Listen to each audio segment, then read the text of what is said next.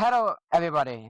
And today is very special episode. It's my birthday, and I'm celebrating with the best guest, Eduardo Balzani, UFC Sport Medicine Coordinator, the man responsible for the health and performance of UFC fighters, currently based in Shanghai. Eduardo, welcome to the podcast. Thank you, Anthony. Thank you for inviting me. First of all, happy birthday. Hope you're gonna have a great day, and yeah, thank you again for inviting me to your podcast. Thank you for your time. So, Eduardo, how did you go from studying at University of Burgundy to becoming the UFC Sport Medical Coordinator? What was his dream or series of luck breaks? Yeah, interesting question. Yeah, so I'm Italian. Okay, so I studied physiotherapy in Spain. I studied 4 years in Spain, and after that I went to work to Paris in France. And in my time in Paris, I did 2 masters, one of strength conditioning, and the other one as the first one as a sport rehabilitation specialist for sport injuries, and the second one as a strength conditioning coach. And during one of these masters, one of the professor I had, he was a link for the Chinese Olympic team. He just finished the cycle, and they were looking for new people to hire to create a team for the Paris Olympic cycle. And so I applied, I sent my curriculum, and I got selected. So I went to China 4 years ago to work with the Chinese Olympic team of wrestling. And after the 2 years where we reached the Olympics in Paris, and we got 1 silver and 4 bronzes, I ended my contract with the Olympic team, and I had the opportunity to join the UFC here in Shanghai. And of course, I didn't hesitate, and that's how I reached the UFC from France, So, coming from Spain and Italy. luck or dream? Well, I think you always need luck in life, right? But also it's about create the opportunity to get where you want to be. I always wanted to work in high level sports, and I didn't know anyone. None of my network was anyone linked to any high level sports. I started collaborate with some athletes, and when I was in Paris, I focused on my energy in getting athletes, and oriented my practice to sports, and that's how I get to the wrestling, which is really tough sports. I never did wrestling in my life, right? I did football and swimming, but from there, that's where of course, wrestling helped me to have better understanding of the combat sports, and this is one of the things that helped me to get into the UFC, which is ultimately one of the best company and place to work in the world if your dream is to work with sports. Was there a specific fighter or moment that showed to you how brutally yet beautiful this UFC medical world really is? Yeah, I have to say it's very, as you say, it's a beautiful and brutal sport, and several occasions I have the chance to be close to some athletes, because when we do UFC events, our sport medicine team, we are assigned to a corner, blue corner or red corner, and so we follow for the all night that corner, which means every athlete come in for the post-fight medical check is with us, and we can have them because we have a surgeon for suture or orthopedic, and if needed, we send athletes to the hospital. But for minor injury, like could be small cuts, or if they need like patches, we support the athletes, and we need to stay with them by the time for all the time of the suture, for example. After the fight, we spend with them. It could be just a few minutes, up to 30 minutes, and that's the moment where you see, especially when the fighter lose, where you see the struggle because all the sacrifices and the effort they apply to for that fight. and still didn't get a win. It's very frustrating. And on top of that, you might have like badly injured, so which delayed also your return to play. So it's really humbling and really insightful lesson from for. Mhm.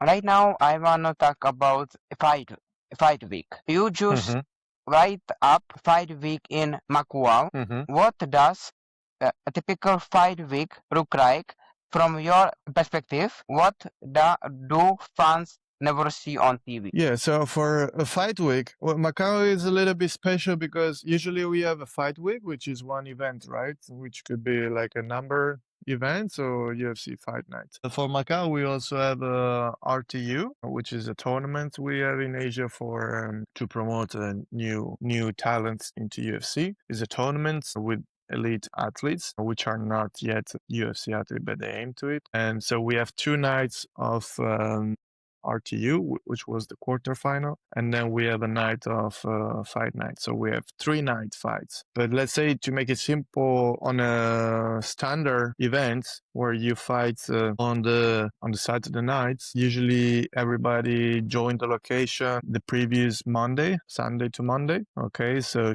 Tuesday, usually we do the check-in as a performance institute. We send our staff as a sport medicine and nutrition to the events to support the athletes for the weight cuts, because of course the last few days are focused on the weight cuts, right?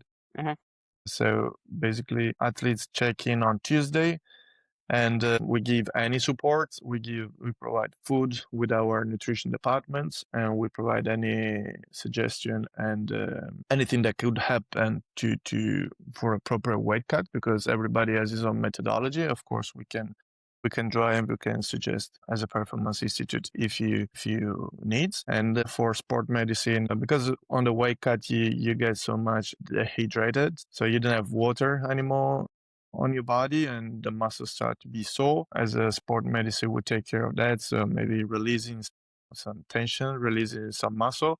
Or if you have some injuries, which might happen, you reach the fight, but you still have some injury ongoing. In that case, we also take care of the injuries. They're fighters. Ideally, you want to reach the day of the fight with no injuries, but sometimes it's also hard to be 110%, right? Some athletes might have some previous discomfort, trouble with the sleep because of the travel, and there's a lot of stressful factor um, that could have an impact on the athletes. And as a performance institute, we just basically try to help them to reduce as much as possible all the problems in order to help them to peak for their performance on the day on the fight night. Mhm. So yeah, starting from Tuesday, we have Tuesday, Wednesday, Thursday, when we give full support to the athletes. And then Friday, usually they have the wait-in, so they wait in the day before, and then they have a full day to 36 hours to recover liquids and recover some weights, and also take care of any other discomfort they might have to joint or muscle or whatever. We can support them. How has weight cutting changed in the UFC recently? What modern protocols are using, and what risk is still remain? So the weight cut is a really interesting and controversial component for fighters. It's not a rule, right? Everybody has his own way to weight cut. Now it is not my department, so I can't explain every single details. But they start basically. Ideally, you would like to be a week to the fight at around 10% of your over your weight category, right? And then losing 1% more or less per day, and have a weight cut usually the night before the weigh in. There's several ways to do it. We have a sauna, of course. We have hot baths. We usually do cycle, like 20 minutes sauna and then 5 to 10 minutes out and again. 10, 20 minutes sauna until you basically just dehydrate. So you lose all the water and you sweat out basically everything you have. It's really tough moment for the athletes mentally because they almost at the moment they've been waiting for weeks, and physically because it takes a lot of energies. And so as a medical support and as a medical provider, we there just in case something goes wrong. People could pass out or could have any major problem. Hopefully that's not the case. Most of the time it's everything just ended up good with a little bit of physical and mental struggle, but no major medical concern. But of course, on the way they weight cut, every athlete has his own preference, right? Some athletes prefer to just sweat in the sauna. Some athletes they prefer to be in the hot tub. Some athletes they just cannot hold the hot water, so they try to run to train a little bit with the hot sweat. You know, these special clothes that make you sweat more, and basically you try everything to try to just lose as much water as possible in order just to wait in and then you can start the rehydrate again. What is the biggest pressure you fear when you have only hours before the fight and need to decide if fighter is clear to compete or not? Yeah, so usually for major injury that can affect the fight, we try to decide as soon as possible. Ideally, we want to know before the athletes flights to the place, to the event place. If it happened that the athletes is arrive in the place and get injured in there, we try to understand, of course, as fast as possible his tolerance, his capacity to fight. Of course, is no one interested to have an injury fighters on the octagon because as a medical provider that's our priority, right, to protect athlete health. Beside their sport career they will have a life after, so we don't want to damage anyone on a long-term run. And but of course as the nature of the fighter push them to go through a lot of things. So sometimes might happen that athletes has some little discomfort, and when they made it to the day of the fight, with the adrenaline and the excitement they have in is usually not a big deal. If the injury could compromise the fight, we probably make a call before the fight. The athletes fly in because we don't want to compromise the athletes' health, but also for the opponent, right? We need to, and for the organization, we need possibly to find a replacement, but it's just a few days before, most I think it became pretty hard, right? But of course, we prioritize always athlete health. Have you ever had that this could end badly moment? Okay, so right now I wanna talking about injuries, recovery, and performance. Yes. What are the biggest myths about nutrition, recovery, and injuries in MMA that fighters and coaches still believe? The biggest myth. Yeah. I think nowadays we give a lot of attention to the small things. For example, like all the recovery tool, which could be so many things, right? So we have a therapy tools and nutrition tools like vitamins or stuff like this that we think that make you feel better. And also as for recovery, we have like boots or foam roller or any kind of therapy. Of course, these are tools that we use a lot to help recover the athletes, but the base of the recovery is sleep and alimentation. If the athlete has a poor diet or he's drinking, he has bad habits, or he doesn't sleep enough to recover. No matter how much time you spend on the boost to recover, or no matter how much time you spend on the cold plunge, no matter how much time, how many vitamins you take, is your body's not gonna make it. In our beliefs, that's in our system, that's just the points of the pyramid. But if you miss the base, if you miss the sleep and the good habits for nutrition and lifestyle, that's things not gonna make a difference. Of course, if you try to give maximum attention to sleep and your diets, those things that can actually help you feels better because you're already doing everything you can, so your body is already trying to maximize any support. But if your body is in lack of sleep or lack of some kind of nutrients or any kind of problems that your body might perceive.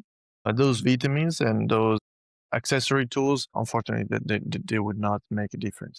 So, what is the most common and hardest to treat injury you see in the UFC right now? So again, as a sport medicine, we our priority is athlete health, right? We want athletes to be healthy. Of course, we work with the high level athletes, and we are submitted to some kind of pressure, right? Because the athletes maybe want to fight, or because for some reason the athletes has to fight. He might push a little bit the injury recovery process. He might push through the rehabilitation testing to try to reassure us. So this is what's the hardest part for us, is to really understand what's going on with the athletes, not just rely on what we see or what the athletes told us. And that's why for our injury process, we had a lot of tests that we do to have objective data, because objective data is what could drive your return to play, right? So we do the test to have numbers who speak louder than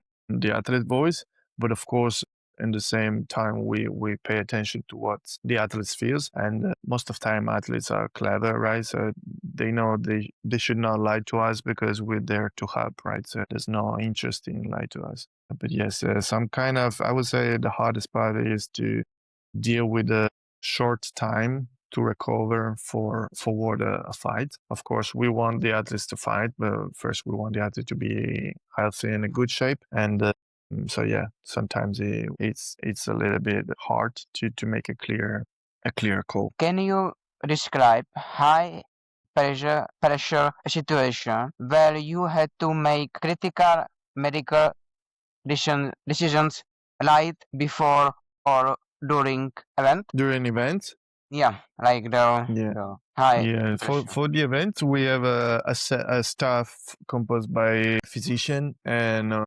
surgeon orthopedic. So for the major injury, they're in charge for those calls. Most of time, if the athlete's badly injured or we need some extra medical support, we send them directly to the hospital for X-rays or any other visit with specialists, right? So for the events, I would say that it's teamwork. It's not one person making a call.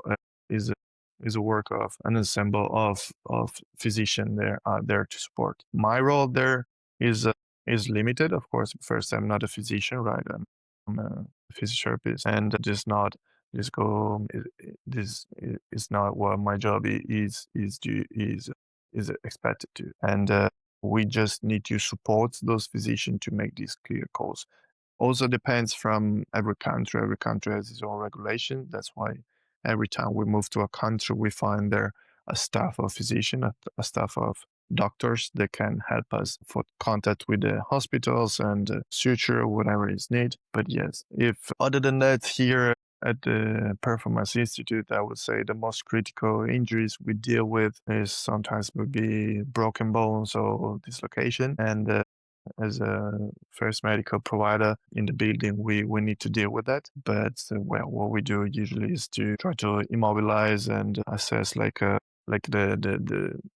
vitals, and then call an ambulance to have a hospital support. Right now, I want to ask about healthcare in UFC because this is very hot take, I think.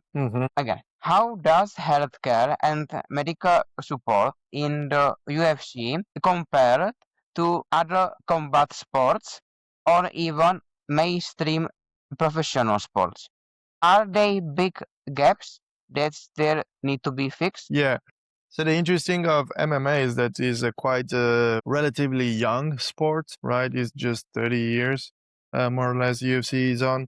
And compared to other sport like wrestling or football, which has been around for like almost 100 years. So on the is a sport like he's growing very fast, but also he's changing a lot. if you check some video of UFC, like the first episode of UFC, like there's difference in gloves, gears, and everything, right? So we changing a lot to create a standardization. As for the medical health and support, I say it's quite unique component for UFC. I always say that's what we learn here. It's hard to learn elsewhere because of course, one of the major criteria in a fight is the damage you create to your opponent, right? And no other sports beside boxing or kickboxing are this this kind of criteria among the criteria make you win a fight. So of course, it could be like a very tough moment. You can have a very tough moment as an athlete, but also as a medical support to support the athletes. As for the medical, I think as a global UFC, we're trying to create a protocol and to standardize the work we do in order to protect more and more the athletes. We're studying protocols for concussion prevention and concussion return to play to provide the athletes the best support once the fight is over. And we keep in touch with them, and we're trying to create a new way to give medical care to these fighters. Because as I said before, what we care about is not just the time they spend in the UFC as a fighters, but also the life they have after when their career is over. So right now, is healthcare in UFC good or is bad to compared to sports like football and boxing and this? I think it's pretty good. I think it's really good, and we was trying to so we collecting data from a few years already, and we will be able to publish something soon. But we realized that most of injuries, the numbers of injuries of concussion, for example, is not more than rugby, right? Also other sports have these kind of injuries as well as muscle injuries or joint ligament injuries. The medical health we provide now to the UFC athletes is the best possible research and the support we can the science and the literature have published. So it's always up to date to support them and to provide them the best medical care. I am asking because a lot of ex-fighters, a lot of people say it's not good care. It's not good like the care. It's not healthcare. Like Yeah. so, what your opinion about that? I think, as I said before, it's a very dynamic environment, and we're trying to update and push the boundaries of the MMA development. And among these boundaries, also the medical care. As a performance institute, we provide all the support the athletes needs. I never heard personally any fighters complain with us about the medical service we provide. Even when an athlete gets injured, for example, during an event, they have a month to get tested for whatever injury they might have. So it's not just the day of the fight, but they have a full month to get tested at their own place, at home, when they go to their home country, in their hospital to get tested for or get imaged for whatever injury might appears later. So I understand, of course, it's not a perfect system, but as a performance institute, we pushing really the boundary to give the best support. It can be perfectionist for sure, but yeah, I think he has developed a lot. He's going through a really good direction now. So some people say the UFC pushes fighters too hard, and the health often takes a backseat to the show. What's your honest take on that? Yeah, I don't think so because I mean UFC has no interest in you mean for injury athletes or for every athlete? Like pushes fighters too hard, and health often takes second place to the show. Yeah, I don't think UFC push athletes in the sense that no one wants to have athletes who are not confident and strong and performing on the octagon. Like nobody wants to see this from the TV, right? And as a UFC, as a provider, that's not the kind of fight we want to provide for our public, right? So I don't think that's the case.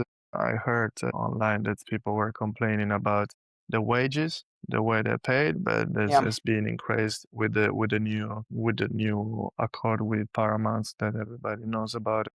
This has been immediately changed. So I think the organization is moving toward Mhm. to the good direction. Of course, we have a pool of about 700 athletes in the UFC all over the globes, and so honestly, there's no need for the organization to push athletes to fight. This is up to if the athletes doesn't feel well for whatever reason is not willing to fight. As a performance institute, we never force Mhm. any athletes. Then about the matchmaking and all these kind of components, we don't really know anything as a performance institute, right? It's not our Yeah. our job. Yeah. So, have you ever had the situation where you literally had to save fighter just minutes before he stepped in the octagon? If I have to Yeah. save him Yeah. from what? From injuries? To fight, like to save a fighter just minutes before he stepped into the octagon. Last minute save. Last minute say no, to be honest, no.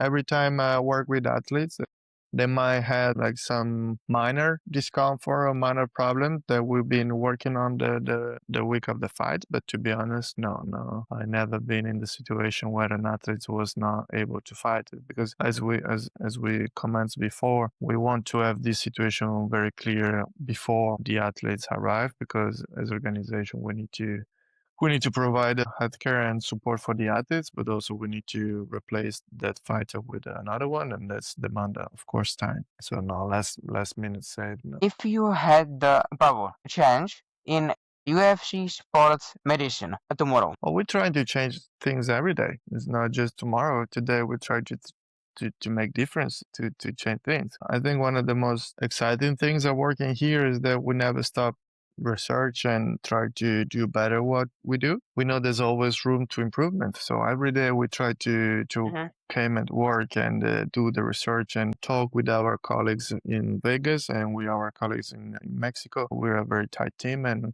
every day we try to change things to improve it to better. I don't think there would be a day where we will say, okay, we did the job, now it's done, now we can relax and sit. Every single day we try to find a better solution for something because we believe there's always room. So I have a last two questions. What do you love most about this job?